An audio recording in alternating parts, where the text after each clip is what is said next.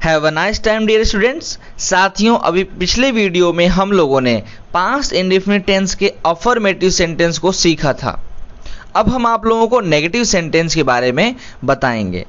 तो साथियों, जितने लोग चैनल पर नए हैं फटाफट वो चैनल को सब्सक्राइब कर दें और आइए हम लोग आगे वीडियो को देखते हैं और वीडियो को लाइक भी कर दीजिए। तो चलिए नेगेटिव सेंटेंस शुरू करते हैं। नेगेटिव सेंटेंस में हमने लिखा हुआ है कि सभी कर्ताओं के साथ डिड प्लस नॉट का प्रयोग करते हैं। आइए हम लोग इसका स्ट्रक्चर समझते हैं कि कैसे सभी कर्ता के साथ हम डिड और नॉट का प्रयोग करेंगे। क्योंकि हमने साथियों आप लोग अफर्मेटिव जो स्ट्रक्चर बताया था उसमें स्ट्रक्चर में ये बताया था कि सब्जेक्ट होगा प्लस वर्ब की सेकेंड फॉर्म होगा प्लस ऑब्जेक्ट होगा प्लस अदर्स होगा। और यहाँ पर नेगेटिव बता रहे हैं कि सब्जेक्ट के साथ डिड होगा प्लस नॉट होगा प्लस वर्ब की first form plus object plus others होगा। तो अगर आप पेज पलट करके अपनी नोट्स में देखेंगे कि हमने प्रेजेंट इंडेफिनिट टेंस में जो नेगेटिव वाला सेंटेंस बताया था उस नेगेटिव सेंटेंस में आपको हमने लिखवाया था सब्जेक्ट प्लस डू या does plus not plus verb की first form plus object plus others.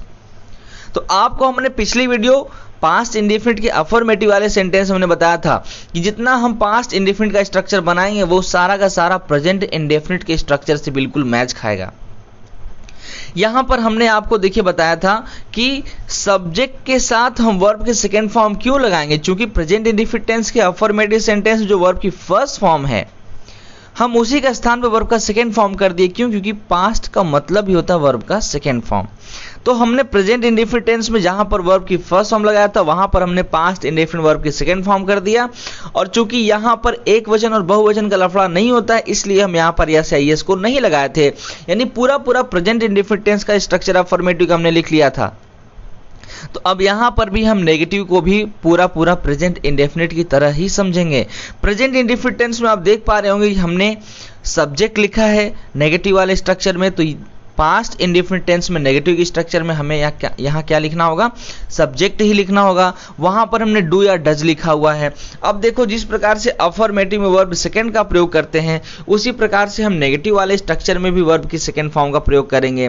तो डू या डज तो एक ही है क्योंकि वो डू से ही बना हुआ। डू में यस यस लगा के एक वचन बनाने के लिए हमने डज बना दिया क्योंकि दोनों एक ही हैं डू। तो डू का सेकंड फॉर्म क्या हो जाएगा, जैसे वर्ब के सेकंड फॉर्म हमने वहां पर यूज किया था वैसे यहां पर वर्ब के सेकंड फॉर्म क्या हो जाएगा, यहां पर डू का वर्ब का सेकंड फॉर्म हो जाएगा डिड। अब उसमें नॉट है तो यहां पर भी नॉट लगा लेंगे। वहां वर्ब की फर्स्ट फॉर्म तो यहां पे भी वर्ब की फर्स्ट फॉर्म लगा लेंगे। वहां पर ऑब्जेक्ट तो यहां पर भी ऑब्जेक्ट लिख लेंगे और वहां पर अदर्स है तो यहां पर भी अदर्स लिख लेंगे। तो इस प्रकार से जो हमारा स्ट्रक्चर बनेगा साथियों वो कुछ इस प्रकार बनेगा, subject plus did plus not plus verb की first form plus object plus others. साथियों मैं आपको बार बार प्रेजेंट इंडेफिनिट टेंस से क्यों मैच करवा के बता रहा हूं, क्योंकि कोई टीचर बताता नहीं। साथियों मैं चुनौती के साथ चैलेंज के साथ बोल रहा हूं, कोई नहीं बताता कि डिड कहां से आता। सब लोग बताएंगे कि ट्रांसलेशन में डिड होता है पास्ट इंडेफिनिट टेंस में, लेकिन आता कहां से ये केवल मैं आपको बता रहा हूं। इसलिए मैं आपको स्पेशल समझाऊंगा, आसान तरीके से समझाऊंगा। इसलिए आप फटाफट चैनल को सब्सक्राइब कीजिए, वीडियो को लाइक कीजिए और दबा के शेयर कीजिए, सभी स्टूडेंट तक पहुंचाइए। साथियों आपको मैं बेहतर से बेहतर चीज बताने की कोशिश कर रहा हूं। तो आइए हम लोग यहां पर डिड का प्रयोग करेंगे। क्यों करेंगे, क्योंकि हमारा प्रेजेंट इंडेफिनिट टेंस में यूज होता है डू और पास्ट का मतलब होता है कि वर्ब की सेकेंड फॉर्म। इसलिए हम डू के स्थान पे पास्ट इंडेफिनिट में क्या यूज करेंगे, डू का सेकेंड फॉर्म डिड यूज करेंगे। तो आइए हम लोग सीधा एग्जांपल के माध्यम से समझते हैं। वे सब मेरे साथ फुटबॉल नहीं खेलते थे। तो आपको सबसे पहले ढूंढना है कि वर्ब खेलना, कौन नहीं खेलता था, वे सब नहीं खेलते थे। क्या नहीं खेलते थे, फुटबॉल नहीं खेलते थे। तो यहां पर आपने सब्जेक्ट वर्ब ऑब्जेक्ट ढूंढ लिया। अब उसको फटाफट क्या करेंगे, सेंटेंस में आपको लिख देना स्ट्रक्चर के अनुसार। तो दे डिड नॉट प्ले, वे नहीं खेलते थे फुटबॉल विद मी, मेरे साथ। They did not play football with me, वे मेरे साथ फुटबॉल नहीं खेलते थे। वह इधर आता नहीं था, तो he did not come this side, वह इधर नहीं आता था तो भी बात वही, he did not come this side. इस प्रकार से हम लोग सेंटेंस का स्ट्रक्चर के अनुसार हम लोग ट्रांसलेशन बना लेते हैं।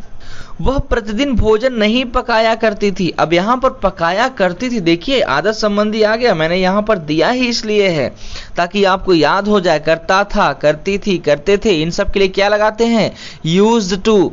और क्वेश्चन होने पर नेगेटिव होने पर जहां पर हमको वर्ब की सेकेंड फॉर्म ऑलरेडी मिल गई वहां पर हम यूज्ड नहीं लगा सकते। मतलब एक सेंटेंस में दो वर्ब की सेकेंड फॉर्म कभी जिंदगी में नहीं आ सकता। इसलिए आप यहां पर जब ट्रांसलेट करेंगे she did not use to cook, वो पकाया नहीं करती थी, तो यहां पर आपने डिड लगा लिया जो कि ऑलरेडी वर्ब की सेकेंड फॉर्म है। इसलिए हम यूज को यूज्ड टू नहीं लिख सकते क्योंकि एक सेंटेंस में दो वर्ब की सेकेंड फॉर्म नहीं होना चाहिए। इसलिए यूज्ड का जो फर्स्ट फॉर्म यूज होगा हम उसे ही यहां पर प्रयोग करेंगे।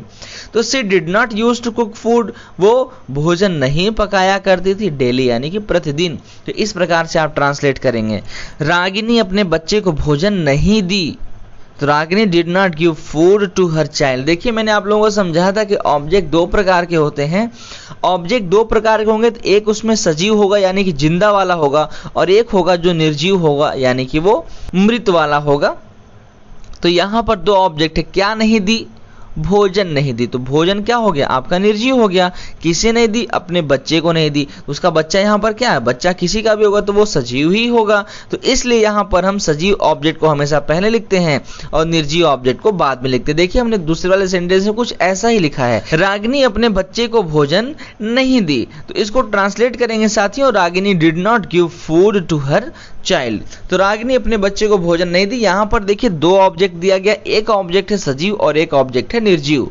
मैंने आप लोगों को समझाया था कि जो इनडायरेक्ट ऑब्जेक्ट यानी जो सजीव वाला ऑब्जेक्ट होता है उसे हम हमेशा पहले लिखते हैं, और जो डायरेक्ट ऑब्जेक्ट होता है, जो निर्जीव ऑब्जेक्ट होता है, उसे हम हमेशा बाद में लिखते हैं। तो साथियों यहाँ पर चूंकि हमने देखिए फूड जो डायरेक्ट ऑब्जेक्ट, जो निर्जीव वाला ऑब्जेक्ट, हमने उसको पहले लिख दिया है और हमने इनडायरेक्ट ऑब्जेक्ट यानी सजीव वाले ऑब्जेक्ट को बाद में लिखा है। तो कोई दिक्कत नहीं, अगर आप ऐसी गलती कर जाते हैं तो हमेशा इन दोनों ऑब्जेक्ट के बीच में टू लगा दीजिए, यानी कि इनडायरेक्ट ऑब्जेक्ट सजीव वाले ऑब्जेक्ट से पहले टू लगा देंगे तो वो सेंटेंस सही हो जाएगा, जैसा कि मैं इसके नीचे सेंटेंस में ट्रांसलेट किया हूं।